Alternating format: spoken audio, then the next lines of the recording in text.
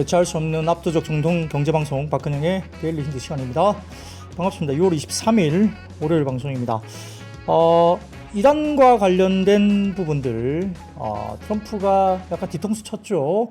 2weeks 2주 주겠다라고 거짓말 치면서 그때 이미 준비를 하고 있었고 이란을 타격했습니다. 벙커버스터 관련된 부분들을 날렸고요. 미사일 쏘아서 아주 successfully totally successfully 어쩌고저쩌고 했는데 실제로 방사능 누출이 없었다 그러죠. 네. 이 약속대련 아닌가 싶기도 하고 실제 그쪽을 폭파시켜서 시설 자체는 어느 정도 파괴를 했다고 볼 수 있지만 농축 우라늄을 어떻게 파괴했는지는 지금 확인이 안 됩니다. 다 이미 옮기고 난 곳에다가 폭탄 투하한 거 아닌가 이런 이야기도 들고 있고요. 자, 그런데 어쨌든 지금 긴장이 이제 아주 또 고조가 되면서 호르무즈 해협 관련된 봉쇄 이슈가 문제가 되면서 약간 위기감이 있었는데 국내 시장은 생각보다 탄력을 가지면서 개인 투자자, 그러니까 최근에 고객 예탁금이 강하게 올라오고 기관 외국이 웬만큼 팔아가지고는 잘 빠지지 않는 고객 예탁금에 힘이 있었습니다. 개인들이 들어올리면서 종가를 상당히 많이 낙폭을 축소시키면서 약보합 정도로 마무리시켰다는 거죠. 자, 트럼프가 이라크 전쟁에 대해서는 굉장히 비판적인 입장이었기 때문에 설마 트럼프가 이 직접 개입을 할 것인가에 대한 부분들은 상당히 비관적으로 추정이 됐습니다만 인터뷰를 하면서 트윅스라는 이야기를 하면서 최근에 트럼프의 트윅스는 2주 정도의 기간, 이건 한 번도 지켜진 적이 없거든요. 오늘 의약품 관련된 부분도 트윅스 지켜진 바가 없고요. 있으면 트윅스 2주 뒤에 낸다 이런 이야기를 했지만 한 번도 지킨 적이 없어요. 트럼프의 트윅스라는 이야기는 그냥 나중에 내가 생각해서 말할게 이걸로 대부분 통용이 됐는데 이번에 이란에 대한 공격은 트윅스가 바로 그 다음 날이었나요? 뒤통수를 바로 쳐버린 겁니다. 이 부분들이 얼마나 크게 문제가 될 수 있는 부분인가에 대한 부분들은 트럼프 대통령이 어떤 생각을 하고 있는지 모르겠으나 어쨌든 굉장히 이례적인 공습이었다 이야기가 되고 있는 상황이고, 자, 그런 부분들 때문에 시장의 변동성이 좀 커질 수 있는 구간이었다 볼 수는 있지만 오늘은 그래도 생각보다 잘 방어를 했다라고 보이는 상황입니다. 그래서 정말 그 핵시설 관련된 부분들, 우라늄 농축 우라늄을 뭔가 타격을 한 것은 아닌 것 같다는 이야기도 나오고 있어서 약간 다 비워진 곳에 일단은 떨어뜨리고 뭔가 한 거 아니냐 이런 생각도 시장에서 하고 있는 것 같아요. 자, 그러면 시장 이야기를 한번 해보도록 하겠습니다. 코스피는 29.64포인트 하락 출발 보였습니다. 주말 사이에 미국의 이란 공격으로 해운과 정유, 방산 등 상승 출발한 가운데 도시가스와 원전, 인터넷주 등 상승 출발 보였습니다. 미국 주식시장은 원로 이사의 금리 인하 발언, 규제 우려로 인한 반도체 업종의 약세 이런 부분들 때문에 상하방 요인이 중첩되는 부분이 보였는데 트럼프 정부는 삼성전자와 하이닉스, TSMC의 중국 공장 미국산 반도체 장비 발입을 규제를 시사하는 월스트리트저널 보도가 있었습니다. 자, 거기다 크리스토퍼 월러 연준 이사는 관세와 인플레 상관성이 적다면서 빠르면 7월에 금리 인하 고려해야 된다는 발언을 했죠. 자, 근데 크리스토퍼 월러 연준 이사의 이러한 발언, 빠르면 7월 금리 인하를 고려해야 된다고 하는 발언은 특히 관세와 인플레에 대한 상관성이 적다고 하면서 발언한 건 뭡니까? 월러 이사는 다음에 페드 의장은 내가 하고 싶어요 라고 이야기를 하는 것과 똑같죠. 자, 다음 페드 의장 저한테 주세요. 전 너무 하고 싶어요. 이 이야기를 거꾸로 이렇게 삥 둘려서 이야기를 한 거죠. 트럼프한테 일단 잘 보이려고 이야기를 했다. 이게 월가의 분석입니다. 자, 이후에 22일 새벽 한국 시간 미국의 벙커버스터 이용한 이란 핵시설 직접 타격을 했고요. 유가가 여기에 따라서 상승을 했고 금리가 오르고 달러가 강세, 코인은 빠지는 그런 모습을 보이기도 했습니다. 자, 코스피는 지정학적 갈증이 제공한 차익 실현 명분과 규제 우려로 인한 반도체 업종 하락 영향에 일단 하락세로 출발했습니다. 개인이 단독적으로 코스피 현물 1조 원 이상 오전 사이에 점심때까지만 해도 1조에서 1조 2천억까지 개인들이 샀고요. 대규모 순매수를 하면서 기관 외국인 동반 순매도를 받아냈습니다. 자, 이스라엘 지수는 반등에 오히려 성공을 했고요. 장 초반 국내 증시는 2972포인트까지 하락세를 보였지만 미국의 선물이 낙폭을 축소시켰고 코스피도 3000포인트를 재탈환했습니다. 업종별로는 반도체, 자동차, 2차전지, 헬스케어, 조선주가 하락한 반면 원전과 인터넷, 금융지주, 방산, 증권주는 상승을 했는데, 자, 방산주만 놓고 본다면 또 그렇게 강하지는 않았어요. 생각보다 그렇게 강하지 못했고, 오히려 오늘 뭐 로봇 관련주라든지 이런 쪽이 훨씬 더 강했고요. 원전주도 일부 좀 강했습니다. 자, 반도체는 미국산 그 장비의 중국 공장 반입 규제 소식에 국내 반도체 업체 타격 우려가 좀 있어서 부정적으로 이야기를 했고요. 다만 외국인들은 SK 하이닉스 순매수가 들어오는 모습도 장중 보였습니다. 자, 그리고 방산 정유 해운 쪽은 이란 의회가 호르무즈 해협 봉쇄 의결을 했다 이야기 나오는데요. 지정학적 갈등 심화와 유가 및 해상 운임 상승 우려가 나타났습니다. 증권은 신용융자잔고 약 11조 4천억 정도, 그리고 고객예탁금이 65조 원 이상 갔다가 살짝 내려오면서 60한 3, 4조 원대 이 정도 있습니다. 모두 23년 이후 최고 수준이고요. 동학개미 복귀를 기대하면서 기관 외국인들의 매도를 개인들이 다 받아내면서 낙폭을 확 줄이는 그런 모습을 보이기도 했습니다. 자, 스테이블 코인 같은 경우는 원화 스테이블 코인 제도화 기대감의 테마 강세 지속됐고요. 카카오페이 뭐 장중에 급등하기도 했습니다만 뭐 글쎄요, 뭐 다 많이 카카오나 네이버도 올라갔는데 이런 것들에 대한 분석도 여러 가지로 나오기도 했고요. 자, 6월 하루 제외하고 전 거래일 상승하면서 상승장을 증명했던 코스피였는데 차익 실현 명분이 또 있었기 때문에 상당히 장 초반에 빠지기도 했습니다만 3,000포인트를 다시 사수하는 모습으로 보이면서 상당히 상대적으로 강한 모습을 보였다는 거죠. 자, 800포인트 목전에 두었던 코스닥은 오늘 중동 긴장감 고조에 위축이 되면서 반락을 했습니다. 외국인과 기관이 이탈하면서 대형주 중심으로 부진했고요. 알테오젠 등 대형주도 부진했습니다. 2차전지 관련주도 마찬가지고요. 지수 약세 속에 일부 테마주는 개별 이슈에 따라 강세였습니다. 금융당국이 올해 하반기 중에 가상자산 ETF 도입 방안과 스테이블코인 규율 체계 마련 소식에 관련주가 강세를 보이기도 했고, 이란 의회에서 호르무즈 해협 봉쇄 의결에 유가가 반등하면서 에너지 관련주도 올라가게 했고, 민주식들, 그리고 미국서 조인트 스템 실사용 개시 예정의 네이처셀도 분위기가 긍정적이었습니다. WTI 유가는 개장 직후 3% 상승한 75달러 후반에서 가격이 형성됐지만 74달러대로 상승 추세가 둔화되기도 했습니다. 미국 증시 선물은 뭐 마이너스 0.2%, 뭐 마이너스 0.3, 마이너스 0.2 이 정도에서 왔다 갔다 하락에 그치는 등 지정학적 불안 심리가 추가로 확산되지는 않은 추세로 되면서 상대적으로 걱정보다는 좀 덜 빠지는 모습을 보였고요. 자, 한편 전반적인 시장 약세도 불구하고 정부의 AI 정책 수혜 기대감 때문에 네이버 등 IT 서비스 업종이 상대적 강세를 보였고, 또 삼성 SDS가 또 급등하는 모습을 보이기도 했습니다.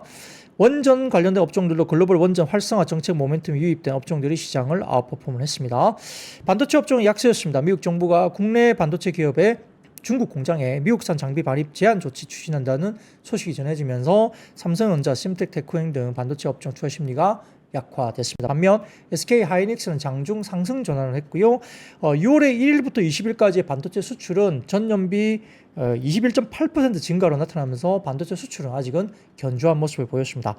자, 위험자산 회피 심리로 인한 외국인의 바스켓 매도에 자동차, 2차전지, 바이오 등 시가총액 상위 종목과 업종이 일제히 약세를 보였는데, 삼성바이오로직스, LG엔솔, 현대차, 기아 등 해당 업종들은 미국 관세 우려도 맞물리면서 투자 심리가 좀 취약하게 나타나는 모습이었습니다. 자, 한편 뭐 지정학적 이슈로 유가, 해상 운임 상승 등에 대한 기대감 때문에 S-오일이라든지 한국 석유 등 에너지 업종과 대한해운, 흥하해운 등 해운 업종들도 강세를 보였고요. IT 서비스 업종은 카카오페이, 한국정보인전 등 스테이블코인 관련들이 강세를 보이고 있고, 네이버 또한 AI 정책 기대감이 지속됐습니다. 네이버는 뭐 우주의 기운이 집중되고 있는 것 같아요. 왜냐하면 네이버 출신 임원들이 대부분 다 정부 관련된 쪽에 관료로서 임명이 되고 있기 때문에 우주의 기운이 네이버 쪽으로 지금 가고 있는 것이 아닌가 이런 생각도 듭니다. 원전 업종 강세였습니다. 글로벌 데이터 센터 전력 수요 증가와 원전 관련된 확대 기대감에 두산 에너빌리티 최대 수혜주로 주목을 받고 있고요. 한전 KPS, 대한전선 등의 일제히 강세를 보이는 모습도 보였고, 한편 SK 이터닉스가 울산 데이터 센터 구축 소식 등의 장중 급등세를 나타냈습니다. 밸류업 기대 업종인 금융 지주사 중에서도 옥석 가리기가 재개됐는데요. 메일셋증권, 메리츠금융지주 등 증권업종, 그리고 SK스퀘어 등 지주사, 그리고 두산밥켓 등 그룹사의 캐시카우인 저평가 종목들로 순환매가 재개됐습니다. 주두산 같은 경우도 최근에 주목을 많이 받고 있는 상황이고요. 업종 탑3는 기계장비, 증권, IT 서비스 등이었고 바텀3는 종이 목재와 의료 정밀기기, 운송장비, 부품주로 볼 수 있습니다. 자, 이란의 호르무즈 해협 실제 봉쇄 여부, 그리고 군사작전 진행 여부 지속 관찰할 필요가 있겠고요. 이번 주에 마이크론 실적이 한국 시간 26일 오전 5시 30분에 발표가 되는데 한국 반도체 모멘텀을 줄 수 있을지 여부가 변수가 됩니다. 자, 삼성전자가 또 반등이 시작될 때 지수에 추가적인 상승 여력이 생길 수 있다는 점도 지켜봐야 되겠습니다. 전자가 올라가지 못하면 코스피 여력이 좀 그렇게 많이 남아있지 않다 보는 쪽도 있는 것 같고요. 3분기 HBM4 퀄리파잉 통과 가능성 이 부분을 확인할 필요가 있겠고 2분기 실적, 7월 초 관세 협상 또한 주요 분기점이 되는 수 있다 볼 수 있습니다. 시기적으로 봤을 때는 7월 초에 약간의 부정적인 변수가 또 남아있기 때문에 7월 9일 날이 또 관세 협상 마무리 시점이라서 약간 유예 기간의 마무리가 돌아오면서 좀 부담감이 있겠죠. 그런 부분들 때문에 좀 조심을 해야 되는 시점이 아닌가 생각이 듭니다. 뿌뿌파파님, 네이버 물린 거 3년 만에 탈출했어요. 축하드립니다. 네, 고생하셨겠네요. 자, 카카오도 있죠? 카카오도 뭐 몇 년 만에 돌파하는지 모르겠지만 어쨌든 탈출하실 수 있으면 탈출하면 좋죠. 축하드리겠습니다. 자, 그러면 첫 번째 매크로 지표 하나증권 자료인데요. 보여드리면 25년 주도업종입니다. 올해 기계 방산 포함이고요. 기계업종 조선입니다. 25년 상반기와 하반기 그리고 26년까지 증익 사이클의 확장 업종이 결국은 방산을 포함한 기계업종과 조선업종이 역시나 나오고 있다는 거죠. 코스피 내 순이익 비중이 계속 올라가는 모습이 보인다는 점에서 하반기도 좀 더 이어지지 않을까 생각을 하고 있는 것 같고요. 자, 그리고 아래쪽으로 보시면은 25년 상대적으로 주가 강세였던 소프트웨어, 건설, 미디어 이쪽도 올해 상반기와 하반기 그리고 26년까지 이익 사이클 확장 업종이 될 수 있습니다. 소프트웨어, 건설, 미디어 쪽도 역시 그러하다는 거죠.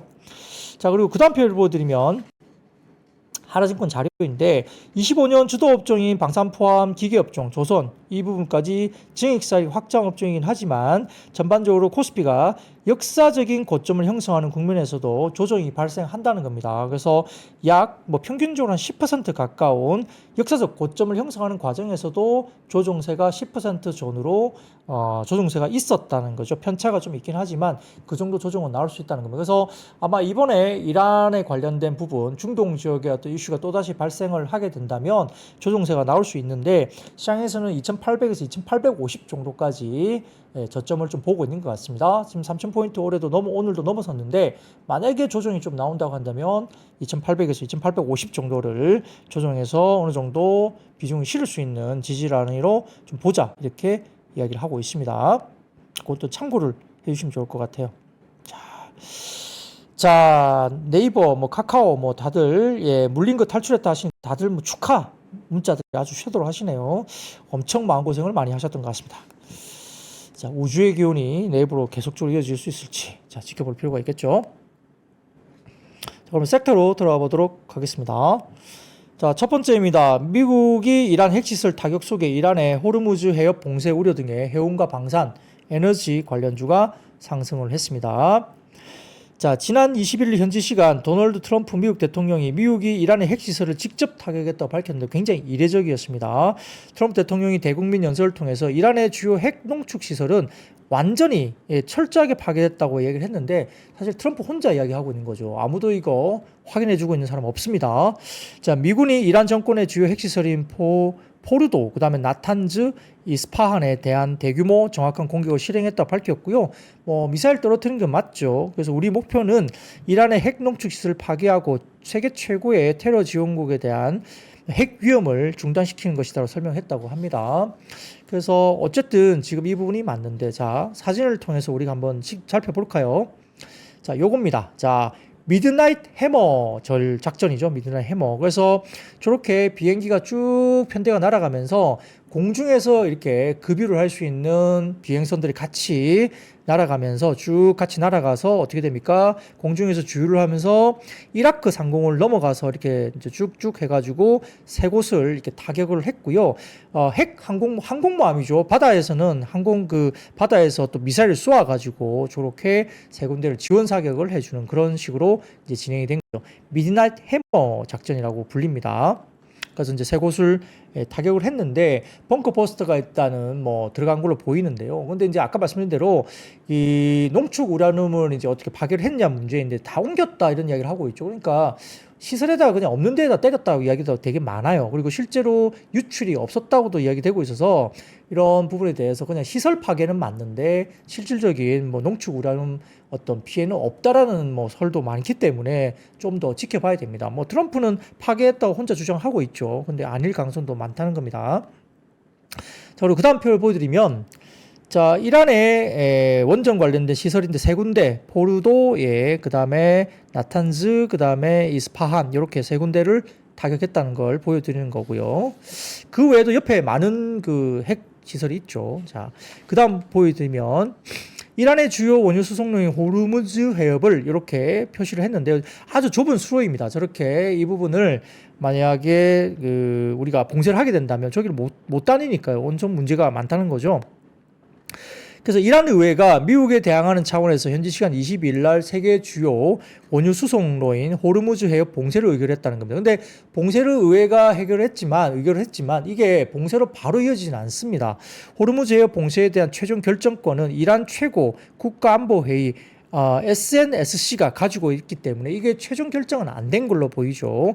호르무즈 해협은 전 세계 원유와 LNG 물동량의 20-30%가 지나가는 핵심 경로로 약 한 27% 정도 지나가는 걸로 보입니다. 봉쇄가 되면 원유 공급 차질에 따른 유가 급등이 불가피할 것으로 전망되고 있고요. 극단적으로 JP 모간은 여기에 따라서 $130까지 WTI가 튈 수 있다는 아주 극단적인 상황까지도 언급을 하고 있습니다. 다만 지금 봉쇄가 안 되고 있죠. 자, 그래서 그 다음 표 보여드리면 호르무즈 해협의 봉쇄 위기라 해가지고 이렇게 연합뉴스가 정리를 해주셨는데, 자, 이렇게 호르무즈 해협 봉쇄 의결을 했지만 봉쇄 최종 결정권은 최고 국가안보회의가 있고 전면 봉쇄 현실화 가능성에 대한 우려가 있지만 아직까지는 진행이 되고 있지 않습니다. 그래서 호르무즈 해협 석유 관련된 운송량인데요. 밑에 보시면은 전 세계 석유 해송 운송량의 약 25% 정도, 그리고 전 세계 LNG 해상 운송량의 20% 정도가 가고 있고요. 한국으로 오는 중성상 원유는 99%가 이걸 지나가기 때문에 상당히 우리나라에는 어느 정도 상당히 영향을 미칠 수 있는 그런 내용이다 볼 수는 있습니다. 자, 그래서 오늘 뭐 중앙에너비스나 흥구석유, 그 다음에 종합 물류 관련된 종목이라든지, 뭐 풍산 홀딩스라든지, 코츠 테크놀로지 일부, 뭐 해용 방산 이런 쪽 에너지 관련주가 분위기가 흐름이 있었습니다. 자, 근데 그 다음 표를 보여드리겠습니다. 그 다음 표 보여드리면 이 미래세증권에서 올리신 자료인데, 과거에 러시아하고 우크라이나 쪽의 전쟁이 22년 2월 24일에 발생을 했고, 당시에 WTI가 92.8달러 수준에서 3월 8일에 123.7달러까지 급등 이후에 4월 11일에 94.3달러까지 다시 안정을 찾았습니다. 하지만 그 이후에 다시 상승 전환하면서 6월 8일에 122.1달러까지 급등을 했죠. 즉 전쟁 발생 이후에 3개월 동안 유가의 변동성이 확대되는 분위기가 나타났고 120달러를 상회하는 두 차례 고점을 형성했고, 당시에 WTI 국제유가 상승률이 33.3%였는데 현재 상태에서 73달러 정도 수준에서 이걸 반영하면 미래세증권에서는 약 97달러 정도 수준까지 유가가 뭐 그때 러시아 우크라이나 전쟁과 같은 타격을 받는다고 가정을 한다면 97달러 선 정도까지는 될 수 있다. 뭐 그냥 산술적으로 이야기를 하는 거예요. 그럴 수도 있다는 거고요. 자, 근데 유진투자증권에서는 이런 이야기를 합니다. 미국이 이란을 일단 공격을 했는데요. 뭐 유보적인 입장이었지만 기습 공격을 했고요. 미국이 공격한 세계 핵시설 가운데 핵심은 포르도인데, 이 동지역은 지하 80에서 90m의 안방과 콘크리트 아래에 있어서 최후의 보류로 알려진 핵시설인데, 미국이 이러한 포르도 기지를 공격했다는 것은 이번 기회에 이란의 핵 개발 의지를 완전히 꺾겠다는 뜻으로 볼 수 있다고 평가를 했습니다. 이번 개입은 중동 질서 입장에서는 좀 다른 남다른 의미를 가질 수 있는데 그렇다고 해서 경제와 금융시장에서 심각한 악재로 보이지는 않는다는 이야기를 유진 투자자는 하고 있는데요. 자, 글로벌 경제는 상반기 동안 미국 관세 정쟁을 잘 버텨왔고 사우디 원유 증산 등 에너지 가격 하락이 꽤 중요한 역할을 했는데 말씀드렸듯이 이란은 하루에 330만 배럴 정도를 이제 내고 있습니다. 근데 오펙 플러스가 지금 증산할 수 있는 규모가 500만 배럴 정도가 된다고 하니까 충분히 커버할 수 있다 이런 의견도 있거든요. 자, 그래서 이번 전쟁으로 이란의 석유 수출 약 180만 배럴 수출이 있는데 이 부분 대부분 다 중국으로 갑니다. 자, 이것이 차질을 겪게 되면 유가는 90에서 100달러 정도 상승할 수 있다고 보는데요. 그러나 현실적으로 원유 쇼크가 장기화될 가능성은 높지 않다고 유진투자증권은 봐서겠습니다. 1970년대와는 달리 지금의 중동 국가들은 서로 이해관계가 복잡하고 심각한 공급 축소는 자신들에게 타격이 큽니다. 특히 사우디아라비아가 그냥 있을 것 같지는 않다는 이야기를 많이 합니다. 만약에 호르무즈 해협에 대한 봉쇄가 이루어졌을 때 사우디가 가만히 있지 않을 거라는 이야기도 나옵니다. 이미 이란의 미사일 소유가 상당하고 방어막이 사실상 사라졌기 때문에 전면전은 현실적으로도 어렵고 단기적으로 주가가 제법 올라왔으니까 경계라든지 약간의 차익 실현이 나올 수 있지만 유동성 랠리는 아직까지 유효해 보인다는 유인투자증권의 언급이 있었습니다. 자, 그리고 그 다음 보여드리면 SNS를 보여드리면 자, 이란 쪽에 관련된 건데요. 이란의 유조선들은 여전히 원유를 선적하고 있고 오늘 촬영된 위성 영상에서는 어젯밤 이란 핵시설에 대한 공습 이후에도 추가적인 이란과 외국 유조선들이 이란의 원유 터미널에 접근하고 있는 모습이 포착되고 있다. 따라서 최신 선박들을 시각적으로 식별할 수 있는 부분이 보이고 있기 때문에 아직까지 극단적으로 어떤 부분들이 일어난 것은 아니다라고 이렇게 SNS 통해서 지금 외신 쪽에서 나오고 있습니다. 자, 그리고 그 다음입니다. 그 다음 표를 보여드리면 요거죠. 세계 최대 석유 생산국이 그러면 어디냐를 보여주는 건데요. 자, 미국이 세계 최대 석유 생산국입니다. 자, 유가가 올라가면 미국이 가장 큰 수혜를 받을 수 있습니다. 그리고 LNG가에도 가격이 들썩일 수 있죠. 그래서 LNG에 대한 수출도 굉장히 좋아지는 그림이 나타나기 때문에 지금 최대 수혜는 미국이 될 수 있는 거죠. 미국은 세계 최대 석유 생산국으로 하루 1940만 배럴을 생산해서 전 세계 1일 생산량의 20% 이상을 차지합니다. 그래서 과거에는 중동산 원유에 굉장히 이제 많이 의존을 했기 때문에 문제가 될 수 있다면 지금은 미국 자체가 세계 최대 생산국이기 때문에 별로 크게 영향을 안 받을 수 있다는 분석이 나오는 것도 이겁니다. 그 사우디아라비아와 러시아가 각각 하루 1,100만 배럴 이상을 생산하고 이는 전 세계 생산량의 약 4분의 1에 해당한다고 보입니다. 상위 5대 석유 생산국 미국, 사우디아라비아, 러시아, 캐나다, 이라크 이 전 세계 석유 생산량의 50% 이상을 차지하고 있기 때문에 이번에 이란 부분에 대해서 문제가 된다 하더라도 오펙 플러스에서 생산에 대한 충분한 여유가 있기 때문에 유가가 뭐 130달러 막 이렇게 급등하기는 좀 어렵지 않느냐 이런 시각이 아직은 좀 많은 것 같아요. 자, 그리고 오늘 그 CNBC 보도에 따르면 미국의 국무장관이 중국 측에 이란이 호르무즈 해협을 봉쇄하는 것을 막아달라고 요청을 했다. 미국 측에서 중국 측에 요청을 했다는 CNBC 보도가 있습니다.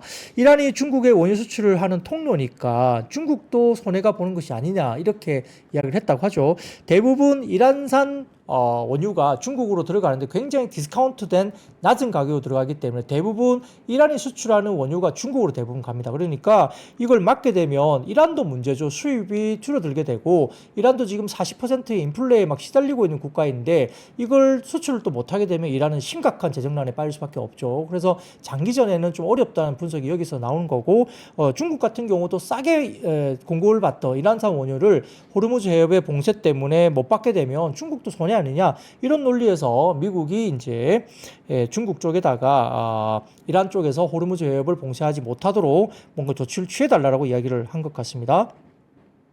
한편으로는 진짜 봉쇄하려는 의지 또는 징후가 있는 거 아니냐 뭐 이런 이야기가 또 될 수도 있는 거죠. 이렇게 정말 봉쇄를 좀 막아달라 못하게 해달라 말하는 것도 그렇게 의심을 할 수도 있는 거죠. 다만 다른 보도에 따르면은 북쪽은 이란 쪽이긴 하지만 남쪽은 오만이 또 사실상 관리하는 지역이기 때문에 이란이 완벽하게 또 봉쇄하기는 어렵다는 것도 있고요. 또 미국의 제5함대가 인근에 있습니다. 호르무즈 해협 인근에 있기 때문에 이 함대 임무 중에 하나가 호르무즈 해협 관리가 되는 것으로서 군사적으로도 이란에게 위협이 될 수도 있기 때문에 역시나 호르무즈 해협을 완전 봉쇄하는 것은 어렵다라고 보는 거죠. 이제 미국 분석가들도 지금 굉장히 엇갈리고 있는데 긍정론적으로 본다면 아까 말씀드린 대로 인플레이션이 40%에 달하는 이란 같은 경우가 경제적인 자충수가 될 수 있기 때문에 어렵고 또 이스라엘 같은 경우도 도움이 무너지면서 상당히 많은 며칠 사이에 상당히 많은 지출을 했기 때문에 장기전으로 가긴 좀 어렵다는 이야기가 많고요. 반면 부정적으로 보는 쪽 입장에서는 현재 이성적인 판단을 또 하기 어렵기 때문에 테헤란의 지도자들이 또 뭐 강하게 뭔가 미군 기지에 뭔가 공격을 할 수도 있지 않냐 뭐 이런 식의 가능성도 배제하지 못한다 분석도 있다고 하니까 사실 어느 쪽으로 될지는 아무도 모르죠. 근데 일단은 어떤 쪽으로 극단적인 상황이 생기지 않았으면 하는 생각을 갖고 있습니다. 아무도 모르겠어요. 트럼프가 이렇게 이란을 칠지 정말 전쟁에 개입을 할지는 또 몰랐던 거죠. 시장에서. 네, 그렇습니다. 자, 그러면 그 다음 표 하나 보여드리겠습니다. 미래에셋증권 자료인데요. 이겁니다. 자, 호르무즈 해협의 통행 관련된 탱커 관련되는데요. 호르무즈 해협에서 동에서 서로 그리고 서에서 동으로 통행하는 탱커 수가 지난 3월 초 이후에 최저 수준까지 지금 하락하고 있습니다. 지금 오렌지 색깔로 보이는 실선이 서에서 동으로 이동하는 거고요. 검은색 실선이 동에서 서로 옮기는 건데 이렇게 그 탱커 수가 지난 3월이죠. 올해 3월 초 이후에 최저 수준까지 떨어지고 있죠. 이만큼 이제 많이 이제 통행 수가 떨어지고 있다는 겁니다. 자, 그리고 그 다음 사진 보여드리면, 자, 21일 보면은, 6월 21일 보면은 호르무즈 해협 근처인데요. 각각 33척, 32척이었던 탱커 수가 22일로 접어들면 각 3척과 8척으로 완전히 급감을 하고 있습니다. 자, 들어가는 것에 대해서 단기적으로 지금은 상당히 급감해 있는 상태가 이제 보이고 있다는 점을 보일 수 있는 거죠. 자, 그리고 그 다음 사진 보여드리면, 자, 아랍의 걸프 지역에서 중국까지 초대형 원유 운반선 VLCC 관련된 부분 운임이 지난 6월 10일 2316달러로 연중 최저 수준까지 하락을 했었는데요. 이게 이스라엘 이란 갈등 발생 이후에 200% 넘게 상승하면서 20일 기준 6만 1848달러까지 급등했다는 겁니다. 2만 달러대라는 것이 6만 달러대까지 올라가는 거죠. 이러한 영향으로 글로벌 해상 운임 상승에 따른 해운주의 동반 강세가 나타나는 배경이 되고 있다는 거죠. 이게 초대형 원유 운반선 VLCC 운임입니다. 이 부분이 200% 이상 넘게 급등하고 있다. 그래서 해운주들의 상승이 이에 따라서 움직이고 있다는 점을 설명하고 있는 것입니다. 자, 그런데 아까 말씀드린 대로 미친 척하고 자, 어떤 짓을 벌일지 모르죠. 그 다음입니다. 자, 중동 지역에 있는 미국의 군사시설. 자, 표를 좀 올려주세요. 다음 표를 보여드리면 중동 지역에 있는 미국의 군사시설들을 보여주는 표입니다. 보시면은 미군 시설에 대한 이란의 공격이 가해질 경우에는 확전이 불가피한데 중동 지역에 지금 약 4만 명의 지금 미군이 있다고 보입니다. 미국의 공군과 항공모함을 비롯해서 4만 명의 미군이 주둔 중인 것으로 추정이 되는데 서로에게 아주 가까운 거리에 있습니다. 쉽지 않은 상황이기 때문에 시장 역시 추가 공격이나 호르무즈 해협 봉쇄 가능성을 제한적으로 반영하고 있다. 너무 가까이 있습니다. 지금 여기 보시면 이라크, 뭐 요르단, 이스라엘, 뭐 시리아, 터키, 이집트, 뭐 바레인 등등 포함해서 쿠웨이트, 카타르, 뭐 아랍에미레이트, 사우디아라비아, 오만 등등 포함해서 지금 미군 시설이 이렇게 막 집중돼 있죠. 그러니까 여기다 대고 공격을 하게 되면 뭐 전방위적으로 여기서 엄청난 문제가 생길 수 있기 때문에 전면전 나설 수 있겠느냐 이런 이야기를 하고 있는 거죠. 미군이 정말 많이 들어가 있습니다. 이 시설에 4만 명 정도가 주둔을 하고 있습니다. 자, 그렇게 보시면 좋을 것 같습니다. 극단적인 상황이 생기지 않았으면 하는 바람이고요. 뭐 민간인들이 불쌍하죠. 민간인들이 죽기 때문에 그런 일이 생기면 안 될 것 같습니다. 근데 문제는 자, 이렇게 되다 보니까 미군이 지금 중동 지역으로 이제 눈을 돌렸기 때문에 러시아 입장에서는 엄청 지금 신나죠. 우크라이나 마음대로 요리할 수 있다 생각을 할 수도 있어서 또다시 러시아하고 우크라이나 사태가 푸틴 입장에서는 뭔가 지금 굉장히 즐겁게 뭘 할 수 있다 이런 생각으로 뭔가를 하게 되면 또 복잡해집니다. 그쪽도. 그렇기 때문에 참 머리 아픕니다. 그쪽도. 이제 그렇습니다. 자, 그러면 미국이 지금 러시아나 우크라이나 사태도 뭔가 봉합을 못하고 있는데 지금 중동 지역에 괜히 미사일 터트려가지고 상당히 좀 복잡한 셈법이 되고 있다. 인 거죠. 어렵네요. 네, 그렇습니다. 그리고 이란 입장에서도 그냥 호락호락하게 그냥 단순하게 무릎 꿇기도 상당히 어려운 입장이죠. 뭔가를 또 하지 않을까 걱정이 돼서 이게 장기전으로 가게 되면 또 시장에 좋을 게 없을 것 같은데요. 이제 굉장히 어렵네요. 자, 빨리 끝나기를 바라봅니다. 자, 그 다음 두 번째 섹터로 넘어가 보도록 하겠습니다. 자, 원화 스테이블코인 제도화 기대감 속에 카카오페이 그리고 스테이블코인 시장 진출 추진식 등의 관련주가 상승했습니다. 유인투자증권의 보고서를 통해서 스테이블코인 시대의 첫 번째 승자는 탄탄한 이용자 기반에 대해서 선불 충전 잔액이 많은 플랫폼이 될 가능성이 높다고 평가를 했습니다. 현재 국내 간판 결제 시장에서 선불 충전 잔액으로 독보적인 사업자 카카오페이인데요. 여기에 따라서 은행의 계좌 투 계좌 송금이 아닌 충전 후 송금 결제 구조를 띄고 있기 때문에 스테이블코인을 가장 자연스럽게 시스템에 녹일 수 있는 것이 카카오페이라고 이야기를 했습니다. 자, 원화 스테이블코인 법안이 아직 발의되지는 않았지만 정책은 핀테크 업체가 스테이블코인 발행을 그리고 유통할 수 있는 방향으로 진행되고 있기 때문에 긍정적이기 때문에 기대감을 가지고 종목들이 올라가고 있는 모습이 보이고 있죠. 스테이블코인은 상상만 가득한 것이 아니라 실체가 있고 적어도 이전처럼 터무니없이 무너지는 그런 부분은 아닐 것이다 라고 전망을 했고요. 주가는 이미 많이 올랐지만 정점의 느낌은 아직은 좀 아니지 않느냐라고 유인투자증권에서는 아직도 좀 더 갈 수 있는 부분 긍정적인 이야기를 썼습니다. 근데 주가 올라온 거 보면 참 손이 안 나가죠. 이 주식을 지금 또 사라고? 지금 이제 새로 신규 진입하라고? 이건 만만치 않은데요. 아무튼 그렇게 썼습니다. 한편 카카오페이가 지난 17일 PKRW 그리고 KKRW, KERWP, KPKRW, 그 다음에 KERWKP, 그 다음에 KERWK 등 6종류 이름으로 총 18건 상표를 출원했다고 합니다. 구체적인 상품 분류는 암호화폐 그리고 금융거래업, 암호화폐 중개업, 암호화폐 채굴업, 블록체인 기술에 사용되는 암호화폐 거래 관리용 소프트웨어 이렇게 했는데요. 상품 분류와 대한민국 원화를 뜻하는 KRW라는 이름을 고려하면 원화 스테이블 코인과 관련된 상표로 추진이 되고 있습니다. 카카오페이.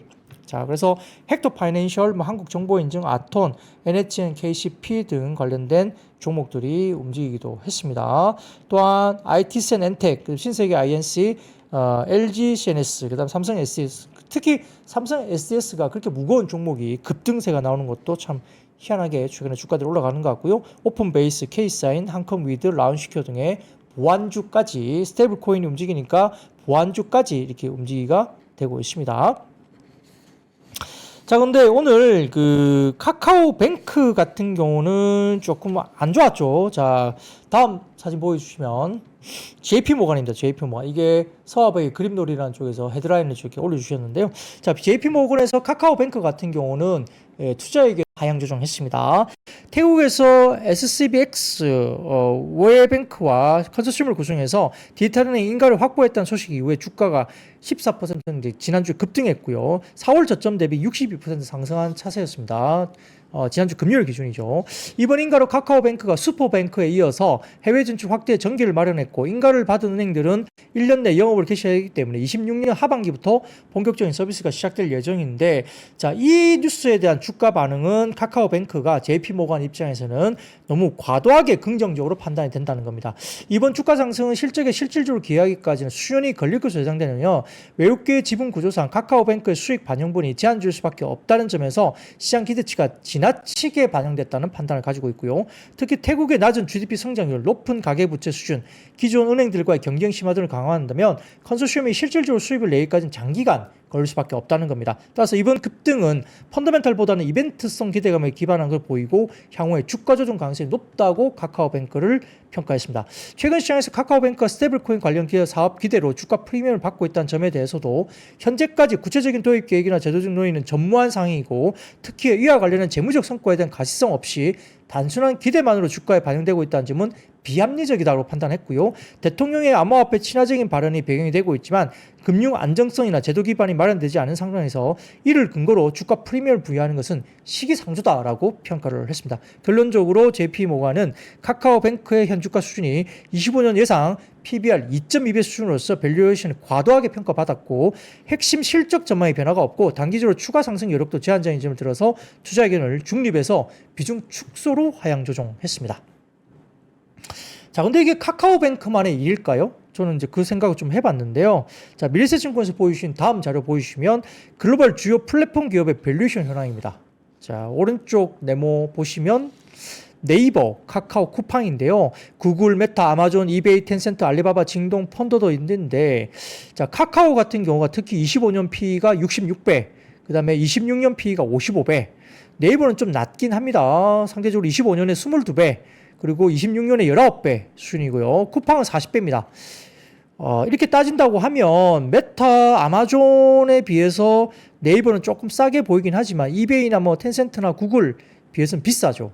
카카오는 뭐 여지없이 제일 비쌉니다. 자, 그렇기 때문에 국내 업체들 뭐 스테이블 코인 타고 네이버, 카카오 등등 관련된 계열사들의 주가들이 오르는데 예, 현재에서 얼마나 더 많이 갈까에 대한 부분들은 조금 고민은 또 필요할 수도 있겠다. 뭐 주가는 또 갈 수도 있죠. 수급 논리이기 때문에 갈 수도 있는데 자, 글로벌 주요 플랫폼 기업들과의 밸류에이션 부분들을 비교해 보면 야, 많이 남았다. 여기서 더 많이 남았다라고 보기가 조금 좀 갸우뚱합니다. 네, 이거는 뭐 여러분들 판단하기 나름입니다. 이렇게 어쨌든 글로벌 피어하고 지금 비교해 보면 밸류에이션에서 아주 싸다고 보기에는 좀 어렵죠. 많이 올랐기 때문에 요거는 뭐 참고해 보시라. 그렇다고 해서 뭐 내일부터 빠지니까 던지세요. 그런 말은 절대 아닙니다만 조금 고민할 필요는 있다는 이야기를 할 수도 있겠습니다. 이거는 미래에셋증권의 자료입니다. 블룸버그 기준으로 이렇게 표를 만들어서 보여드린 거니까 한번 참고를 해보시라 말씀드립니다. 근데 뭐 국내 증시가 워낙 세니까요. 지금 수급이 좋고 또 그쪽으로도 스테이블 코인 쪽으로 워낙 집중되고 있어서 모르는 거죠. 주가는. 예, 그렇긴 합니다. 근데 언제든지 빠져도 할 말은 없다. 뭐 그런 표는 될 것 같아요. 자, 그러면 세 번째입니다. 미국의 반도체 장비 중국 반입 제한 소식 등의 관련주가 하락세를 보였습니다. NH투자증권은 보고서를 통해서 지난 6월 20일 월스트리트 전에 따르면 미국 정부가 TSMC, 한원자, SK하이닉스가 중국에 보유한 반도체 공장의 미국산 장비의 반입을 제한하는 조치를 추진 중이라고 밝혔습니다. 자, 그래서 이 부분에 대해서 상당히 좀 보수적으로 보는 수밖에 없는데요. 만약 미국의 조치로 실제로 시행이 될 경우에는 중국으로 반입하는 장비에 대해서 라이센스를 획득해야 하고 통상적으로 라이센스 획득까지 3에서 9개월의 기한이 필요한 점을 고려한다면 향후 중국에 대한 투자 전략 조정이 필요하다고 언급을 할 수밖에 없습니다. 자, 그 다음 표를 보여드리면 삼성전자 하이닉스 중국 캐파입니다. 25년 1분기 기준인데요. 글로벌 디램 캐파 그리고 삼성전자 하이닉스 파란색 짙은 파란색이 중국을 제외한 쪽이고요. 그 다음에 옅은 푸른색이라 봐야 되나요? 이 부분이 중국 쪽의 비중인데요. 보시면 될 것 같고 자 1분기 기준 삼성전자는 전체 낸드의 약 36% 글로벌 기준 약 12%를 중국에서 생산했고요. SK하이닉스 같은 경우는 전체 디램의 약 37% 글로벌 기준 약 10% 그리고 낸드의 37% 글로벌 기준 6%를 중국에서 생산했다고 밝혔습니다. 양사 모두 최신 공정은 한국을 중심으로 투자하고 있는 만큼 영향은 좀 제한적일 수 있지만 바이든 정부부터 이어진 중국 투자에 대한 리스크가 지속적으로 부각되고 있기 때문에 전략 변화가 좀 필요하다라고 NH투자증권에서는 언급을 하고 있습니다. 그래서 오늘 반도체 소부장 별로 안 좋았고 다만 하이닉스는 외국인들이 좀 집중적으로 사고 있는 모습을 보였습니다. 자, 그 다음 표를 보여드리면 이게 이제 국내 기업 중국 내 반도체 공장 관련해서 이제 표로 그려주신 연합뉴스 쪽의 표입니다. 이 보시면은 좀 참고를 하실 수 있을 것 같고요. 자, 그 다음 헤드라인 보여드리겠습니다. 리서치 자료 CLSA 쪽인데요. 이 부분도 서화백의 그림놀이라는 그 플랫폼에서 올려주신 이제 헤드라인인데 CLSA 리포트 헤드라인입니다. 자, 미국 상무부의 중국 내 한국 메모리 공장 관련 제재 가능성에 대해서 이야기를 하고 있는데요.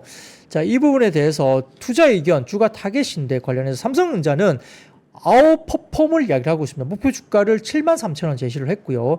AI 중심 고부가 수요 증가 그리고 HBM3 승인 기대, 엔비디아 공급도 기대를 할 수 있다. 그리고 자사주 매입, 10조 원 규모의 자사주 매입에서 지배구조 개편을 기대할 수 있는 상황이다. 라고 73,000원 정도 제시를 했고요. SK하이닉스 같은 경우는 하이 컨빅션 아웃퍼폼을 해가지고 목표 주가를 29만 원으로 제시를 했습니다. HBM 시장 리더십 유지하고 있고 DDR5 디램 본격 확산, 낸드 수요 반등 기대를 기준으로 했습니다. 자, 이런 부분으로 이야기를 했고요. 투자 전략은 SK하이닉스와 삼성전자 하방 리스크도 불구하고 중장기 수혜 기조를 그대로 유지한다라고 평가를 했고요. HBM과 AI 서버 전환 수혜주로서 포지셔닝이 긍정적으로 CLSA는 삼성전자와 하이닉스를 여전히 긍정적으로 평가를 했습니다. 자, 그리고 그 다음 표 보여드리겠습니다. SK증권 자료인데, 자, 이번에 보여드리는 자료는 6월 1일부터 20일까지 반도체 수출액 잠정치입니다. 보시면 지금 표는 회색 막대 그래프가 5월 1일부터 20일까지였고 빨간색이 6월 1일부터 20일까지 전 월 대비죠. 5월 대비 6월 달에 훨씬 좋게 나타나고 있고요. 자, 그 다음 표 보여주시면 회색 그래프가 3월 1일부터 20일까지 그리고 빨간색 그래프가 6월 1일부터 20일까지인데 3월과 비교해도 훨씬 좋습니다. 그래서 반도체 수출액 잠정치가 20일까지 6월 달에인데요. 자, D램 같은 경우는 전월비 6%, 전 분기 대비 17% 올랐고요. D램 모듈 같은 경우도 전월비 129% 급증했고 전 분기 대비 55% 급증했고요. 낸드 같은 경우는 전월비 18% 빠졌지만 전 분기 대비 29% 증가했습니다. 그 다음에 MCP 같은 경우는 전월비 43% 증가했고 전분기 대비 37% 증가했고요. SSD 같은 경우는 전월비 38% 증가했고 전분기 대비 39% 증가했습니다. 그래서 반도체 수출이 아직은 견조하게 나오고 있다는 겁니다. 자, 그런 것도 참고하시면 좋을 것 같고요. 자, 네 번째입니다. 미국의 텍사스 주의사가 자율주행차 규제 법안 서명 소식 등의 자율주행과 2차 전지주가 일단 하락세를 보였습니다. 자, 외신에 따르면 그레그 에빗 미국 텍사스 주의사가 지난 20일 자율주행차 운행 시에 주정부의 허가를 의무화하는 내용 등을 담은 자율주행차 규제 법안에 서명한 것으로 전해집니다. 이번 자율주행차 규제 법안은 9월 1일부터 시행되는 이 법이 자율주행차가 공공도로에서 운행되기 전에 주 당국의 승인을 받아야 하고 무인 차량이 대중을 위험에 빠뜨린다 판단할 경우에는 허가를 취소할 수 있도록 하고 있습니다. 또한 자율주행차를 제한된 지역 등의 특정 조건에서 사람 운전자 없이 스스로 운전할 수 있는 레벨 4 자율주행 기능을 갖춘 차량으로 정의하고 기업이 이를 안전하게 운행할 수 있도록 증명하도록 했습니다. 현지 시간으로 20일 일론 머스크 테슬라 CEO가 X를 통해서 로보택시 서비스를 오늘 오후 오스틴에서 시작한다고 22일 발표를 했죠. 승객들은 정액 요금 약 4.1달러를 지불할 것으로 이야기를 했습니다. 자, 그 다음 사진 보여드릴게요. 네. 이렇게 자율주행 이야기를 이제 로보택시를 한다라고 평가를 했습니다. 자, 그래서 차량에 탑승하자마자 본인의 프로필이 인식이 되고요. 그 다음에 애플 뮤직 앱이 자동으로 로그인되고 나의 재생 목록까지 바로 표시된다고 하죠. 타자마자 내가 듣고 싶은 노래를 바로 들을 수 있다고 알려지고 있습니다. 자, 이렇게 되면 스포티파이나 넷플릭스 일정 연동이라든지 좌석, 공조 설정 등도 자동으로 불러올 수 있는 것으로 얘기되고 있고 뒷좌석에 모니터도 있다고 하죠. 탑승하게 되면 더 이상 음악 로그인, 블루투스 연결, 목적지 입력이 필요 없고요. 차량 내부 화면에 스타트 라이드 버튼, 이게 사진이 표시됩니다. 또는 휴대폰에 테슬라 앱에서도 시작이 가능하다고 알려지고 있고요. 테슬라 앱 또는 계정을 통해서 사용자의 클라우드 프로필 정보 동기화가 된다고 보죠. 자, 여기에 따라서 퀄리타스 반도체, 캠트로닉스, 칩셋 미디어, LG이노텍, HL 만도 등 관련 자율주행차라든지 2차전지, 전기차 관련주가 일부 아까 말씀드렸던 일부 규제 법안 이 부분 때문에 조금 빠지긴 했는데요. 그럼 자율주행 방향은 그 방향으로 가는 것이기 때문에 글쎄요, 좀 긍정적으로 좀 봐야 되지 않을까 그 생각도 좀 들기도 합니다. 그래서 그러시면 보시면 좋을 것 같고, 최근에 자율주행 관련해서 넥스칩이라는 종목이 있는데 주가가 뭐 대규모 유증 때문에 좀 많이 빠졌습니다. 다만 이 부분에서 이제 뭔가 계약이 나와야 되는데 넥스칩 같은 경우가 주가 많이 빠진 상태에서 계약권 관련해서 지금 이야기들이 좀 뭐 언급이 되고 있다고 해요. 만약에 정말 가시화된다고 한다면 이번에 대규모 유증이 정말 이 계약권과 관련된 유증인지 한번 살펴볼 필요가 있겠습니다. 주가는 이미 증자 관련된 부분들을 반영을 하고 있는 주가까지 빠져 있어서 막 그게 만약에 진행이 안 되면 상당히 증자도 실패가 될 거고요. 상당히 힘들어질 수도 있겠죠. 한번 지켜볼 상황으로 좀 볼 수 있겠습니다. 자, 삼성증권이 관련된 지정학적 리스크에 가려진 로보택시 이벤트라고 해서 테슬라 관련해가지고 역시 관련해서 기술의 안정성 관련해서 상당히 뭐 주가에 큰 감흥은 없었지만은 뭐 주목을 해야 된다라고 이야기를 하고 있습니다. 긍정적으로 좀 봐야 되지 않을까 생각은 듭니다. 자율주행.